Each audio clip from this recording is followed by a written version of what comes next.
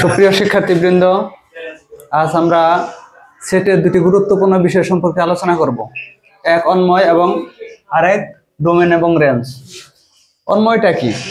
যদি দুটা সেটের মধ্যে সম্পর্ক বোঝায়, এই সম্পর্ককে বলা হয় অন্বয়।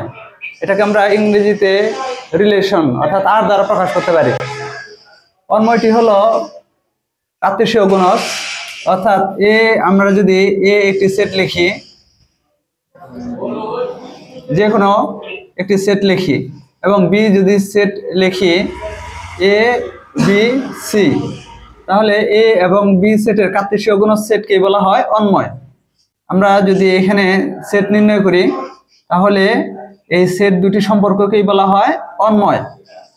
এখন আমরা এক্স ওয়াই এ সেটের উপাদান এবং বি সেটের উপাদান হলো এ বি সি। আমরা যদি কার্তেশীয় গুণজ করি, আর কার্তেশীয় গুণজ সেট সবসময় প্রথম ব্র্যাকেট দিয়ে লেখা হয়, যেমন এক্স এ এক্স বি এক্স সি। আবার ওয়াই সেটের সাথে যদি সম্পর্ক করি, Y A Y B Y C, এই সেটকে বলা হয় অন্বয়। এখন আমরা একটি উদ্দীপক লিখছি তোমাদের পরীক্ষার জন্য, খুব কমন একটি উদ্দীপক। এ সমান সমান আমরা একটি মান নিয়েছি 2 4 5 এবং বি সেট একটি নিয়েছি 3 6। যদি এ এবং বি সেটের মধ্যে x plus 1 is greater than y সম্পর্ক বিবেচনায় থাকে, তবে অন্বয়টি নির্ণয় করো। এই অঙ্কটি আমরা এখন সমাধান করে দেখাবো।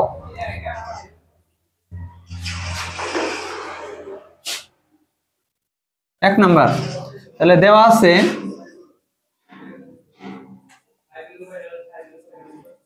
আছে এ সমান সমান 2 4 5, বি সমান সমান 3 6। আমরা যদি অন্বয়কে তালিকা পদ্ধতি থেকে সেট গঠন পদ্ধতিতে প্রকাশ করি, তাহলে অন্বয় আমরা আর দ্বারা প্রকাশ করতে পারি। আর অন্বয় সবসময় প্রথম ব্র্যাকেটের মাধ্যমে এবং প্রথম বন্ধনীর মাধ্যমে আমরা প্রকাশ করি এবং কমা দিয়ে, যেমন এক্স কমা ওয়াই প্রথম বন্ধনী দিয়ে আমরা অন্বয়টা প্রকাশ করতে পারি।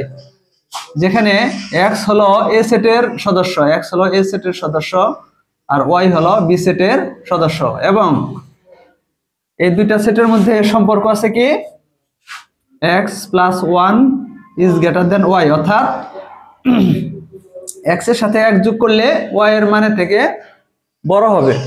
এখন আমরা যদি এ এবং বি সেটকে অন্বয় আকারে লিখি 2 4 5 গুণন 3 6,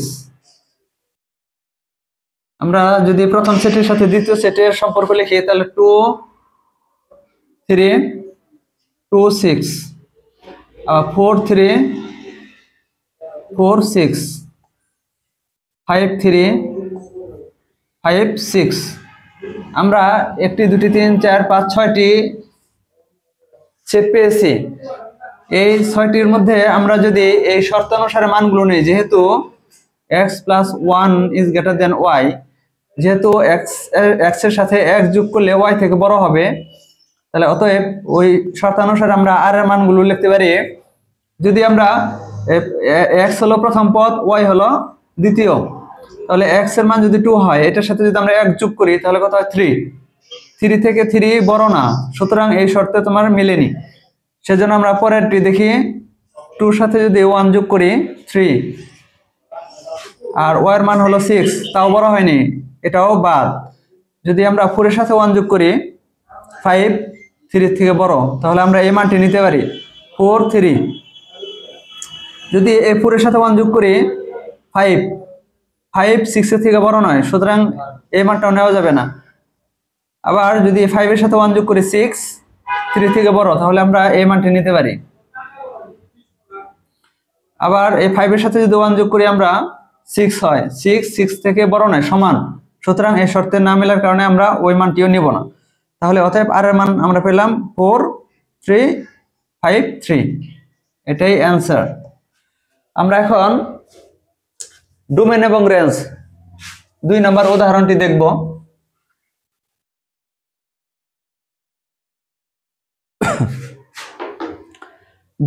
ডোমেন এবং রেঞ্জ কি? যদি কোনো সেটের আমরা কার্তেশীয় গুণজ আকারে প্রকাশ করি, যেমন 2 3, আমরা একটি মান নিলাম প্রথম ব্র্যাকেটের ভিতরে, এই প্রথম উপাদানকে বলা হয় ডোমেন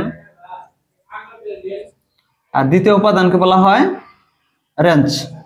অর্থাৎ কোন সেটের প্রথম উপাদানকে বলা হয় ডোমেন এবং দ্বিতীয় উপাদানকে বলা হয় রেঞ্জ। এখন আমরা এই আর সেটকে তালিকা পদ্ধতিতে প্রকাশ করে ডোমেন এবং রেঞ্জ নির্ণয় করব। তাহলে 2 নম্বর আমরা করি, দেওয়া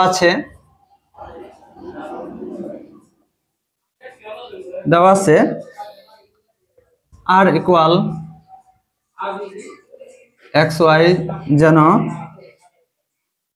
x belongs to a, y belongs to a, এবং x minus y equal 1, এবং এর মান দেওয়া আছে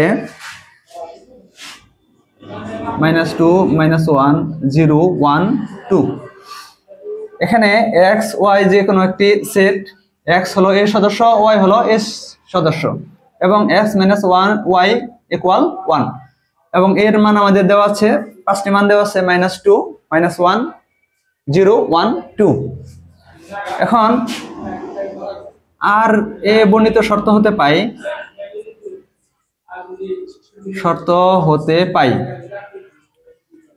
আমরা কি পাই?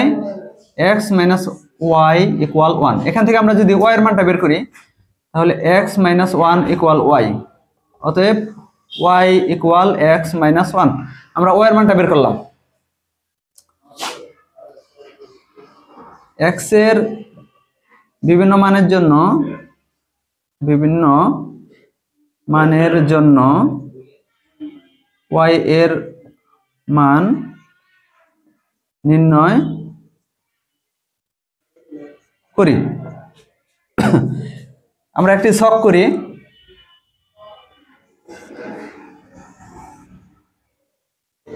x y। এখানে x এর মানগুলো হলো এর মান, অর্থাৎ এর মান হলো 5টি। আমরা 5টি ঘর করব।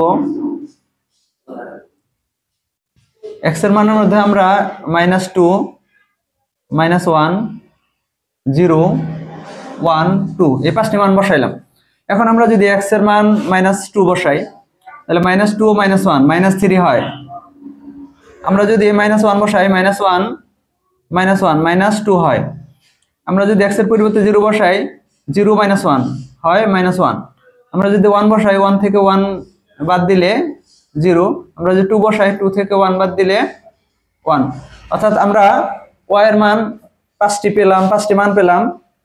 এখন এই ওয়াইটা হলো এর সদস্য। এখন আমাদের দেখতে হবে যে ওয়াই এর সবগুলো মান এই সেটে আছে কিনা। তাহলে এই সেটের মধ্যে উপাদান -3 নেই, সুতরাং -3 ওয়াই এর মান গ্রহণযোগ্য হবে না। -2 এর মধ্যে আছে, সুতরাং এই মানটি নেওয়া যাবে। -1 আছে, 0 আছে আর 1 আছে, তাহলে -3 not belongs to a। তাহলে অতএব -3 এর সাথে ক্রমজোড়কার আছে -2, -3। এই মানটি আর এ বর্ণিত শর্ত হতে আমাদের তালিকা পদ্ধতিতে প্রকাশ করা যাবে না। সুতরাং আর এর মান আমরা পেলাম -1, -2, 0, -1, 1, 0, 2, 1, অর্থাৎ এই 4টি। তাহলে অতএব আর ইকুয়াল -1, -2, 0, -1, 1, 0, 2, 1। আমরা তালিকা পদ্ধতিতে প্রকাশ করলাম এই সেটটিকে। এখন আমরা জানি যে কোন সেটের প্রথম উপাদানগুলোকে ডোমেন বলে, অতএব ডোমেন আর ইকুয়াল প্রথম উপাদান -1, 0, 1, 2, এবং রেঞ্জ হলো দ্বিতীয় উপাদান, রেঞ্জ আর ইকুয়াল -2, -1 0 1। এভাবে তোমরা ডোমেন এবং রেঞ্জ নির্ণয় করতে পারো।